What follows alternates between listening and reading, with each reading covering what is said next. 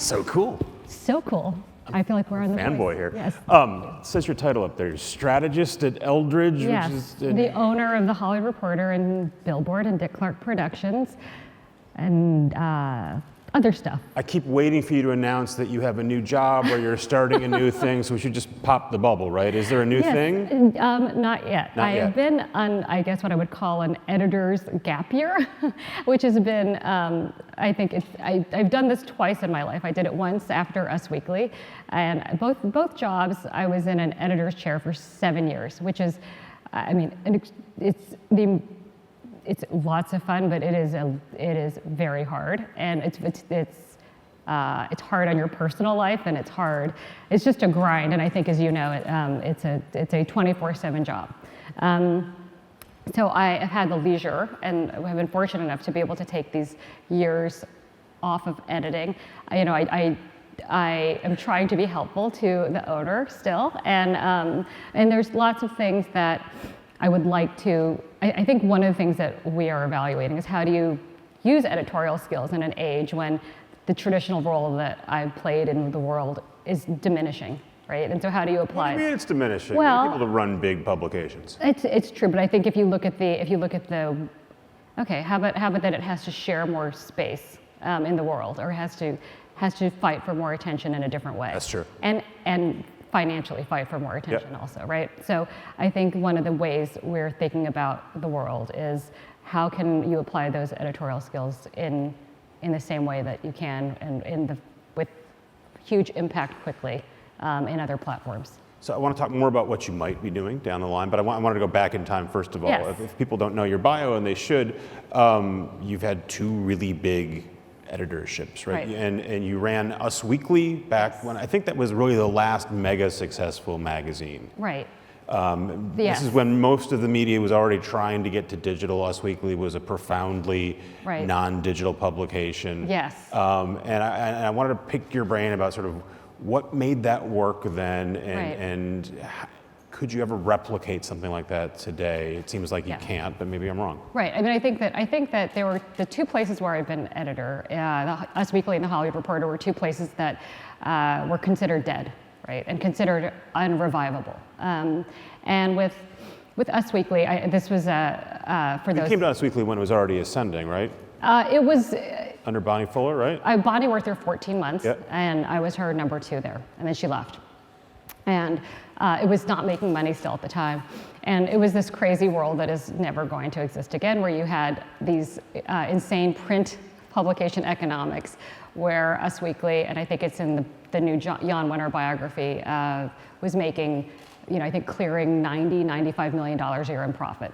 And that's based off newsstand sales and ad sales. People were buying the magazine at a newsstand, and that was enormously profitable. You could sell 1.2 million copies a week on a newsstand. And this is well into the internet era. This is well into the internet era. But at the time, we were also launching a website, and that ended up doing quite well too. But it was definitely driven by this excitement of getting a publication, like a physical publication. So I think that was, I think the things that come along that succeed are things where you create part of what succeeded about both things was not necessarily. You can't focus group these things. Some of it is just sort of thinking. And you're having an instinct that I was lucky to have on both these things about what is missing in the marketplace. And with Us Weekly, I had worked at Time Inc. for a long time, and I had lots of mass publications in Style and People and Life magazine before it went away. And at Us Weekly, you could see a moment where young consumers were consuming celebrity differently, and were consuming it at and higher income and more educated women were consuming celebrity. And basically that was it. It was sort of being able to, I think the earnestness of celebrity that you saw being conveyed by these mainstream mass publications was not where the conversation was going. And it sort of, and Us Weekly became, it had one of the highest income audiences available in publishing. It was, I think, a household income of $77,000. So it was higher than Vogue. It was higher than, Town and Country and things that instinctually you wouldn't think were the case. So it was able to capture a moment and I think create excitement around it, and ended up being, largely quite successful. right? And did you have to spend time explaining why it wasn't really a digital product? Because this is, again... No. I think, this was, there was not this expectation that there was nothing, no one was ever saying digital first then, right? And Jan Wenner really didn't love digital anyway. Jan Wenner definitely was not saying digital first. Yeah. And so it, and I think this is, it's been said a million times, but the difficulty in transitioning these large legacy publishing houses is the money is just so much better on a print ad still. It doesn't matter. And so it's hard to divert resources away from that. I mean, it's still, it's pennies on a dollar compared to a print ad to get a digital ad. So, and you have to create a lot more expense to create digital content, right? You have to hire and build. So that just was not part of the equation. But ultimately, like in so many things, the internet caught it. Yeah. The internet caught it, and then by that point, you'd moved to Hollywood Reporter, which was yes. a turnaround project. It's fundamentally a trade publication. Yes. But you deliberately said, I want this to have a broader reach, and I want this to be a consumer product. And also, it's still a print and digital thing. Yes. Very much. A lot of people in this town are getting a copy of that. In lots of ways, yes. And so the Hollywood Reporter, it was about to go out of business, and so my boss, who I still work for, he had the foresight to buy it, and he bought it along with some other trade publications, including Adweek and Billboard, and it was. I think we had several things going for us. First of all, we were in uncharted territory in Los Angeles, which has historically not had a huge publishing community, has not had the same access to the same kinds of publications that we are very used to when we live in New York. Yep. And it was staggering to me that this is a town, even I think when you live in New York, and there was a whole mini eruption of last week when the New York Times wrote about Los Angeles, saying it was basically too lame of a city to support a good newspaper. Yes, exactly. And so, and that was a whole traditional New York-LA dispute that goes on. Times is run by the guy who used to run the LA Times. Exactly. The whole backstory. So I think that so there's always been this presumption, I think if you work in East Coast publishing, that people in Los Angeles are illiterate and maybe kind of stupid and don't care, and so I was able to come I was able to come at it slightly differently, I thought, and be able to think, actually I don't believe that's the case. And if you look at the people who work in the core industry that will be covered by the Hollywood Reporter, it's actually highly literate people who have to find source material, and they are obsessed with visual presentation, and no one has ever served that market. And if you remember, this was the era of a blogger out here who made some news named Nikki Fink, and who was sort of terrorizing Hollywood and had a lot of influence. So and so we were able to come in and change all that, and I thought one of the most important things, there's a huge amount of advertising tied into print in Hollywood, and Hollywood's one of the strangest last captive... Built around award season. Yes, last captive audiences that is not going to get hijacked by Facebook and Google. There's awards advertising, which brings in, it's a $100 million a year business, and those awards dollars are disseminated to a handful of places. Because you're not going to put a Ladybird campaign on Facebook. No, you need to billboards and print right. magazines. You need to reach people who live, in 90272, right, or 90120, right, and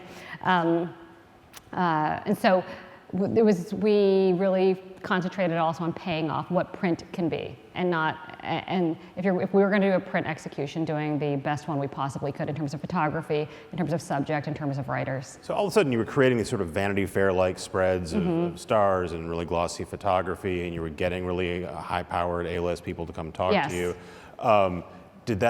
Did that work, turning that into a national publication? Did that succeed? Yes. It succeeded almost out of the gate, which was great and hugely gratifying, because I think when you don't go out right, the fixing process is torture, right? And so we didn't have proof of concept. We didn't have to suffer through proof of concept out of the gate. And I think one of the things that was an advantage to being an outsider in Los Angeles was being able to bring an outsider sensibility, thinking, okay, well, these stories matter to anyone who doesn't live here. And that was one of the goals. This is the only way you can grow out of a very limited market. Did you have to continually sort of explain why you were investing in this stuff and what you hired real journalists? I mean, the trade serve a purpose, and that's to tell people in the trade what is happening in their business, but there's usually not an expectation that there's going to be great writing and great photography. And you know, I think it's reasonable to assume that people who are getting the trades don't need that. Right.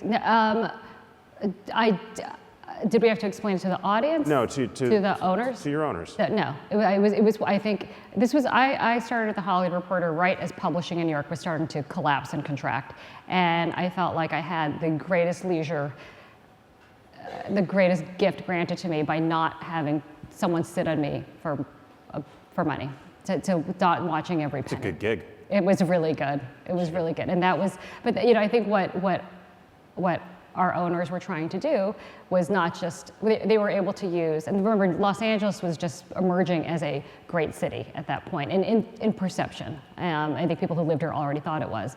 And to be able to accrue influence in a city that would eventually control content, all content, was important to him. One of those journalists you brought to Hollywood Reporter was Kim Masters. Yes. Been the sort of the vanguard of the Me Too reporting, done some of the best reporting. I've talked to her on the podcast. She's awesome. She was my first hire. One of the reasons I had you here is I wanted to talk about your sort of perch, how you see that story playing out in Hollywood and then in the rest of the world.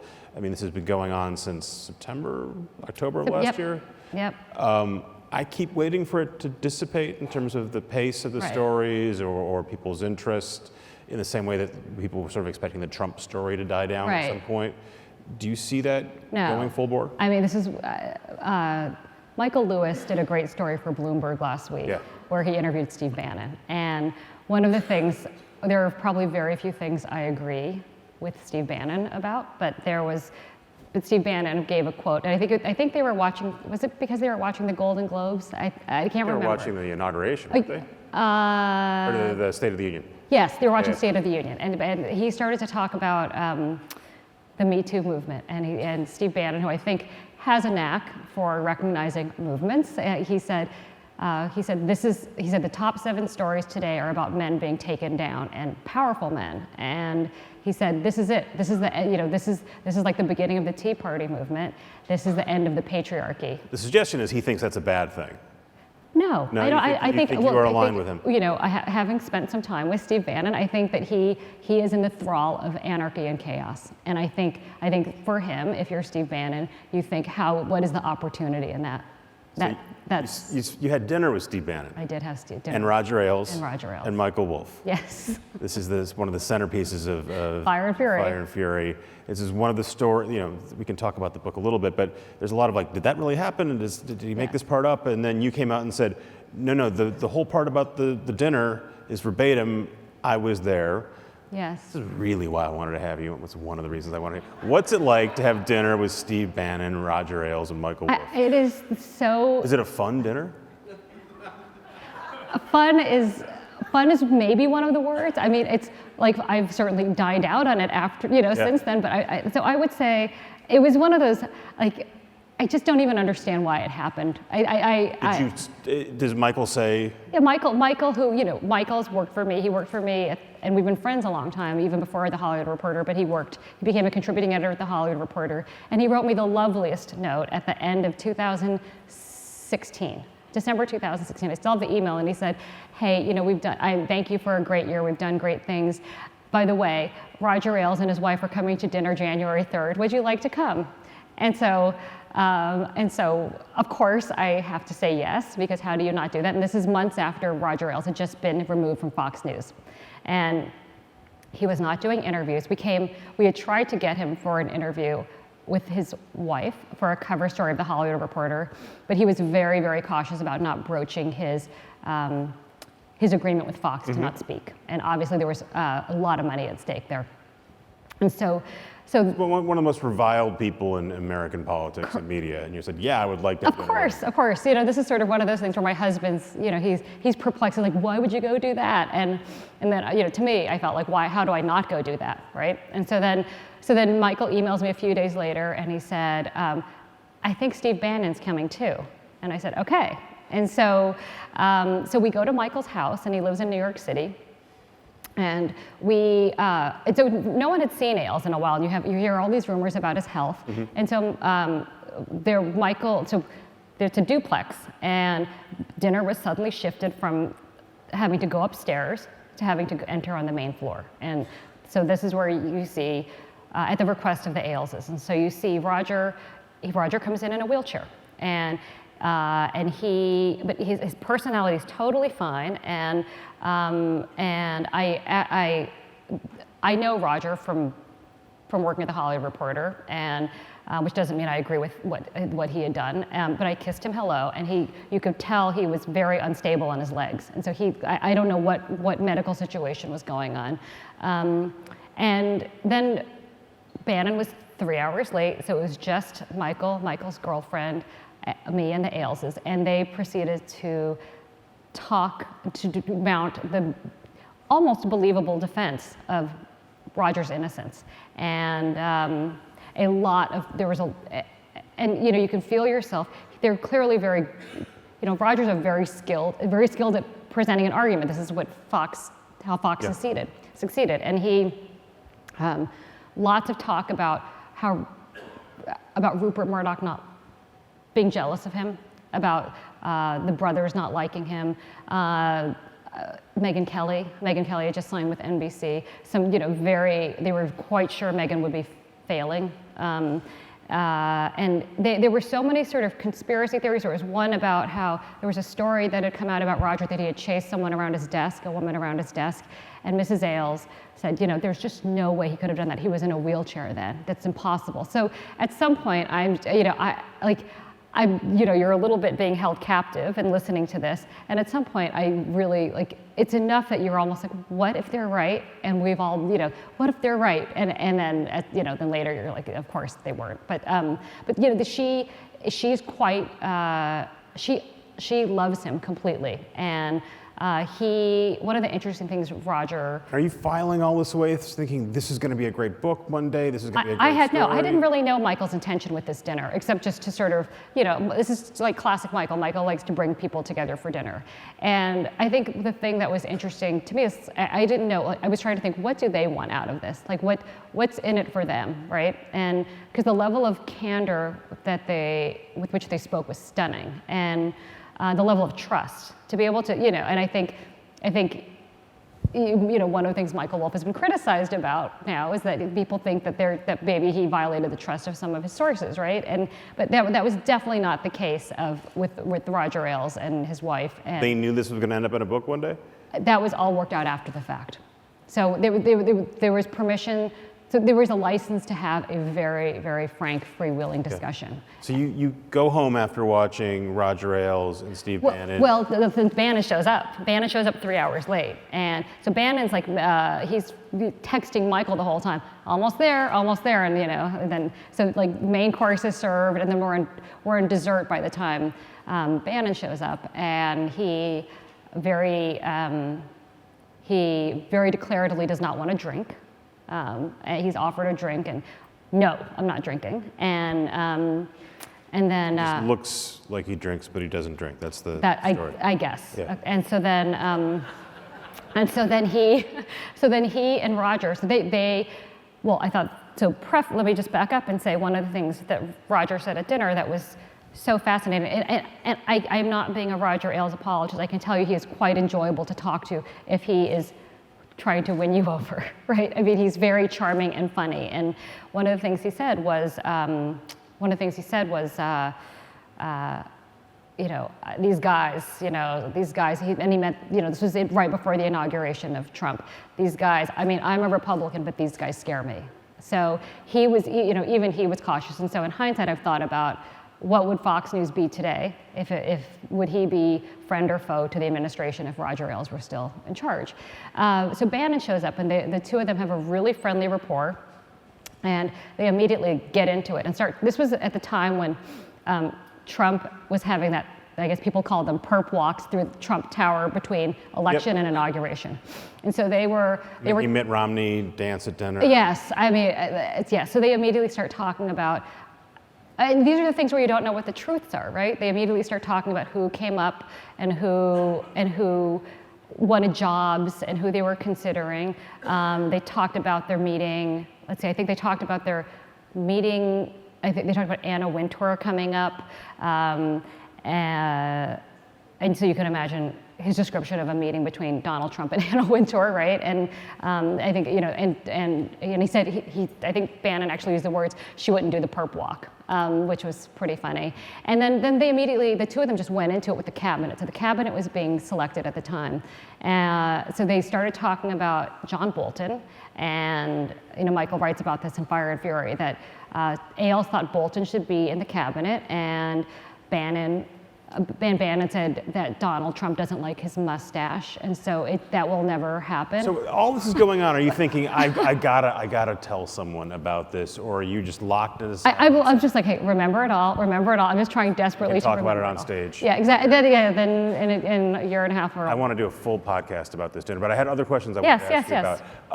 You have insight into the music business through Billboard. Yes. We were talking about this the other night. The Grammys came out. I don't think it's surprising that the Grammys audience is diminishing because live TV is diminishing. Right. But you had a particular insight into why that show in particular doesn't. Well, okay. Share that with us. So CBS, which I think has the oldest audience of any broadcast network, and that's saying a lot. That's old, and I think it's probably. I don't want to misspeak, but I think it's early 60s at this point. And so you have Kendrick Lamar come on, and TV sets are turning off or turning away. I mean, I think they would have Frankie Valli and the Four Seasons on if they could, right? And that's sort of more. What do you do if you're the CBS and you have paid a lot of money for this? This is the big conundrum of awards shows right now, right? Because you are in this business. The Recording Academy, which does the Grammys, is a nonprofit. So they are out there trying to get the highest license fee from a network. CBS just happens to be able to pay the highest license fee.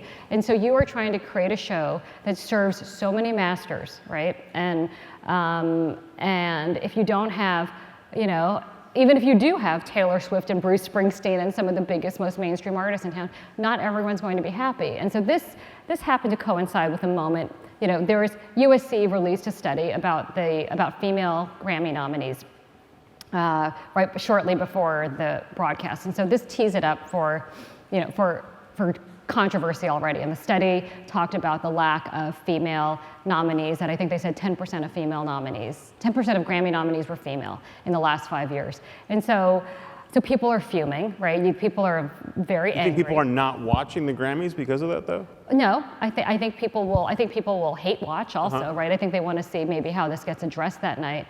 But remember, there's no Taylor Swift coming on. There's not a big Katy Perry or Adele moment. So maybe some females weren't watching. But the thing with that study and I'm not defending the Recording Academy because it does need to change, but the study only counted the top 4 categories at the Grammys plus Producer of the Year, and so they got killed for that. And then Neil Portnow, who's a CEO, came out with a remark about stepping up, that women need to step up, which was very poorly received. Ill-considered. Yeah, but Neil Portnow is not.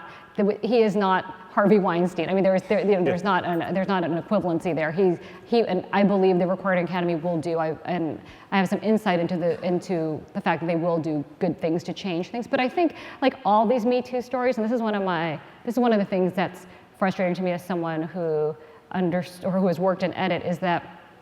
So let's say the Grammys are the tail end of an awards process there should be further examination into, okay, but they are only getting what they're submitted. This is like Oscars So White a few years ago. The Recording Academy can only consider what's getting submitted to them out of an industry. The pipeline problem. Yeah, out of an industry that is colossally sexist and male. I mean, it makes Hollywood look, like National Organization of Women, right? It looks like it looks.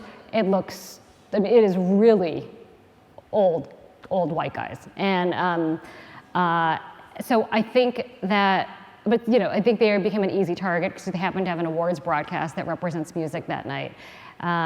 So if music changes, it has to be in conjunction with the labels and with the Recording Academy. In the same way that, you know, I think that the Motion Picture Academy, which oversees the Oscars, got really beaten up, right, over Oscars So White. But I think they've done a good job of leading change in Hollywood in terms of that diversity. How important is it for the Grammys, for the Oscars to be progressive, to be better about the people they're putting on stage, to think about diversity? Well, I mean, I think it's economically important, right? If you look at Hollywood as the biggest export of America, and you're also looking, I mean, look at the year that Hollywood had.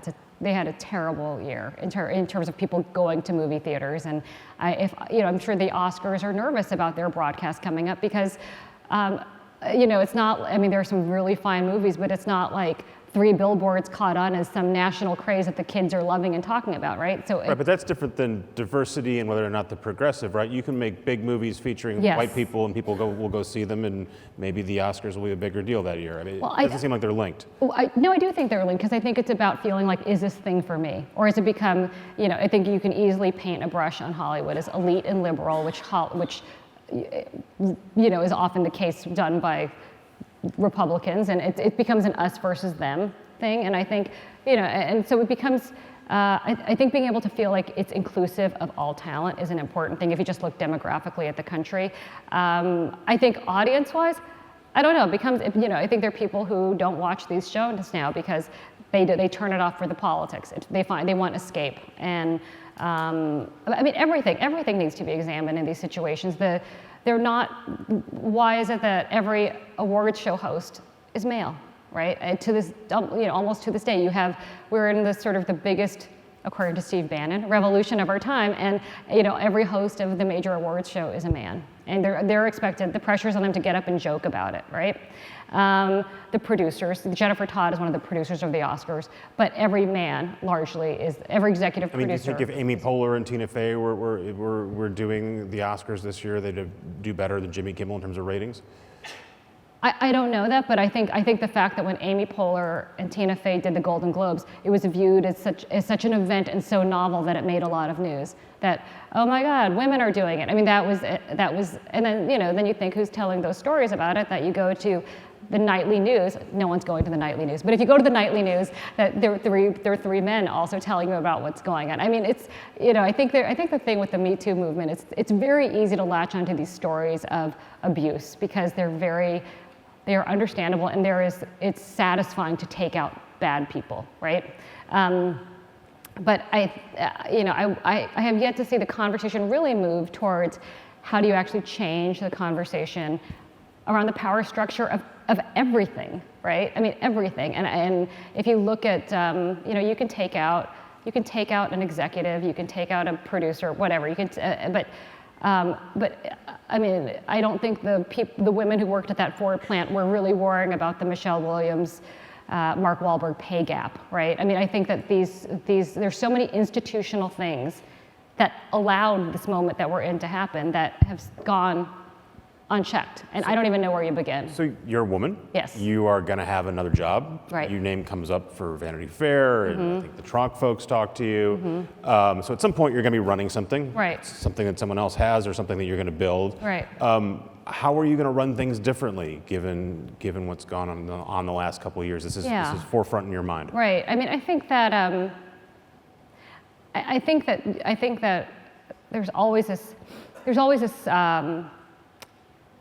problem that you have to fight when you are doing journalism with access, right? That even as much as you fight it, there's always a compromise you're making in your mind. And you know, I have to say, one of the things, I go back and look at some of the people we put on the cover of the Hollywood Reporter, and like you can start Xing them out as people who've been exposed in the Me Too movement. And you know, and then okay, so why didn't we pursue that? Did we know? And if we had known, the answer is no. But had we known, I mean, I remember we had a Louis C.K. cover, and right around that time, I think the Gawker had posted its story about Louis C.K. masturbating in front of women, which I never knew was a real thing till this Me Too movement.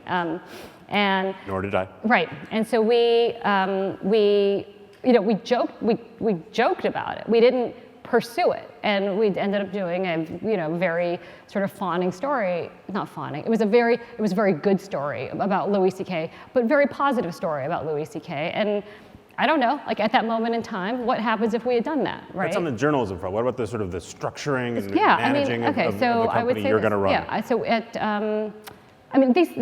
different things just happen when you have a woman in power in any given place. At the Hollywood Reporter, it was a 54% female staff, and not, and they weren't not assistants, it was at the highest levels. And that definitely changes the way you approach material. It does. I think it's, one of the things that shocked me about this so-called these trade publications was how male they were. And like, there was not a time after I got there where I didn't have to remind people, like, you can't just have, there's no female mentioned in this story. There's no female on the page. You don't quote a female. And then trying to get past this whole thing of the only ways that females are represented are when they're actresses. And then trying to do things like at Billboard, which were, you don't need to dress all young female performers, like they're prostitutes. Like you don't have to sexualize every person, every female we photograph. And I think part of it is changing the way that there are ways that would never be declared, and you would never come into a meeting and say, we're going to change the way that media is created, but it's done through leadership at the top. And reinforced and repeated. But yes. I think there's so many things that you have to sort of counter when you're editing, and like strange things that sound small but mean a lot, like taking out phrasing. People to this day, very good writers will still describe a blonde, blue-eyed woman as an all-American beauty. Like so what does that mean, right? And so being able to strike that, and being able to strike out lines like, so-and-so who's 40 and still unmarried. No, that's not, the value that's the value judgment put in a statement like that is enormous, right? So I think it's, whatever, I'm saying the most obvious thing, but being able to decide that words and images play a huge role in how younger people or other people's opinions are shaped. I have more questions, but I want to open it up to you guys to talk to Janice Min. I want to have a question for her. And some of Janice Min's competitors are here, or former competitors are here.